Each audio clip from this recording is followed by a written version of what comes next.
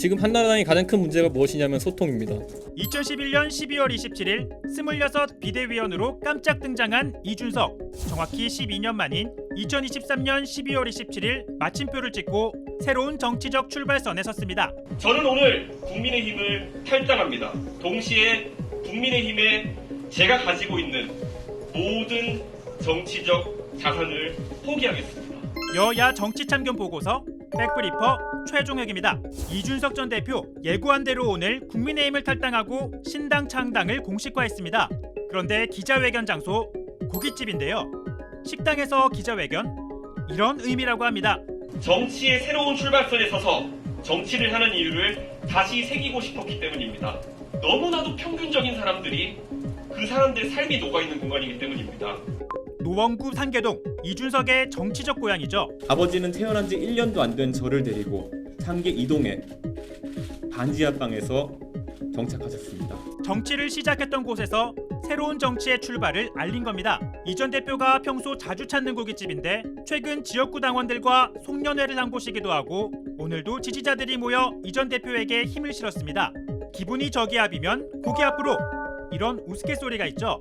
이 전 대표 중요한 정치적 장면마다 고기가 등장합니다.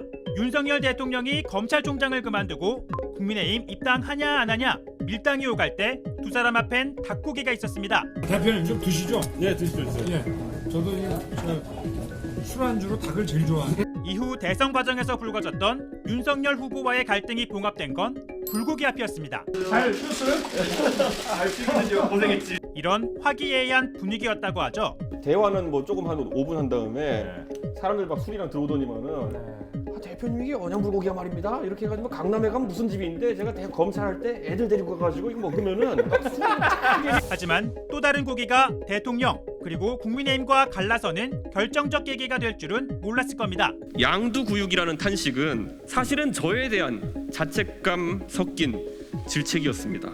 돌이켜보면은 양의 머리를 흔들면서 개고기를 가장 열심히 팔았고 가장 잘 팔았던 사람은 바로 저였습니다. 이 전 대표 소셜미디어 프로필엔 저탄고지 다이어트를 실천 중이라고 했는데요. 건강을 위해 탄수화물을 줄이고 고기, 단백질 섭취를 늘린다는 겁니다.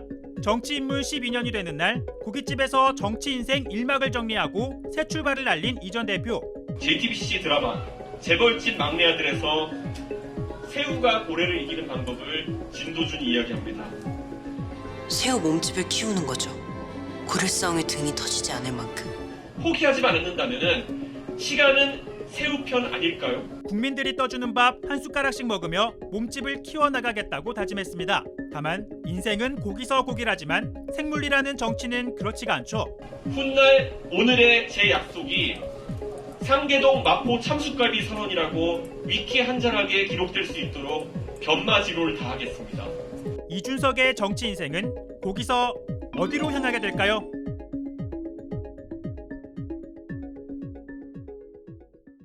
첫째, 우리 장병들을 강한 정신력으로 무장시키겠습니다. 신임 장관의 취임 일성은 정신력 강화였고 대통령도 군 장성들에게 이렇게 당부했습니다.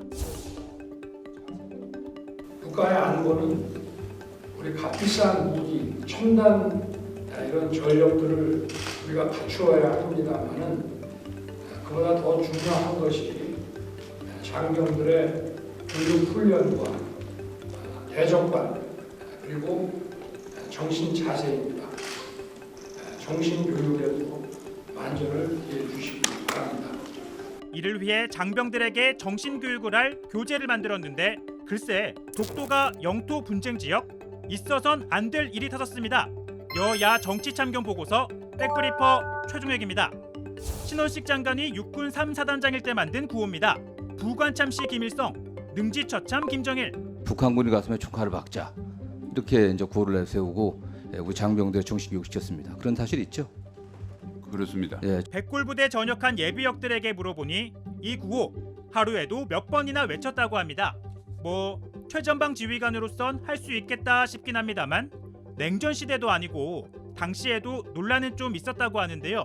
신 장관 6437기로 박근혜 정부에서 동기들 중 처음으로 별 3개를 달며 37기 소위 에이스였는데요. 수방사령관 시절 가수 비와의 이사진 월드스타를 경호하는 3스타 짤의 주인공이기도 합니다. 다만 대통령의 동생이자 육사 동기 박지만과의 친분이 부담으로 작용한 듯 대장 진급엔 실패하고 보수 집회의 연사로 활동하며 21대 총선에서 국회에 입성합니다. 국회의원이 되어서도 군을 향한 남다른 애정으로 정신부장을 강조했는데요. 장병 정신전력의 패러다임을 이제는 다시 바꿀 때가 된 겁니다. 정신교육 교재 다시 만들고 국방백서도 과거보다는 확고한 대적관을 하는 것에 대해서 다 동의를 하는데 본질적인 시스템을 보강을 해야 돼요.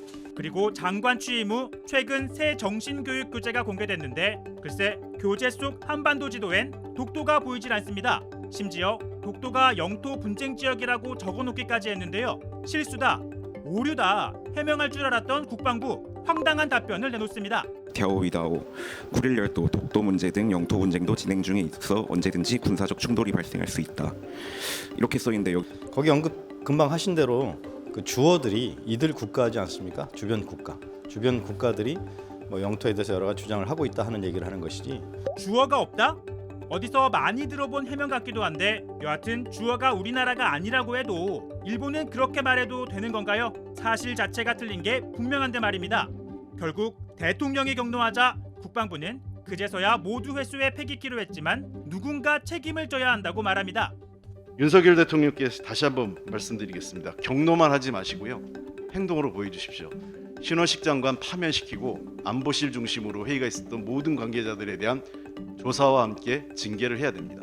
신원식 장관, 그동안 일본에 대해 편향된 시각을 갖고 있는 거 아니야? 이런 질문을 자주 받았었는데요. 이완영이 비록 매국노였지만 한편으론 어쩔 수 없는 측면도 있었던 것이 사실이다 라고 발언했습니다. 발언은 안 했습니다. 발언은 안 했지만 그런 원고를 준비를 하신 거세요? 그건 사실입니다. 나아가 일제의 조선 지배가 근대화에 기여했다는 주장도 펼칩니다. 조선을 선개한 대한제국이 무슨 인권이 있었습니까? 개인의 재산권이 있었습니까? 아니 예를 들어서 대한제국이 존속했다고 해서 일제보다 행복했다고 우리가 확신할 수 있습니까? 국민들이? 아울러 최근 논란이 되고 있는 육군사관학교 내 홍범도 장군 흉상 이전도 실은 신 장관이 국회의원이던 시절 처음 제기했습니다. 홍범도 장군이 봉오동 전투에서 공을 세웠다고 하나 그 뒤에는 자유시 거기에서 거의 1,500명 되는 우리 독립군의 씨가 마르는데 주역이었습니다. 물론 이번 독도 문제를 정부가 일부러 그랬다고 생각하고 싶진 않습니다. 독도 문제는 어떻게 생각하세요? 독도 영유권에서 단호히 배격하면서 그걸 분쟁 수역하는 이런 것에 대해서는 오히려 일본에 말려든다는 생각을 저는 가지고 있습니다. 이렇게 정답은 알고 있으니까요.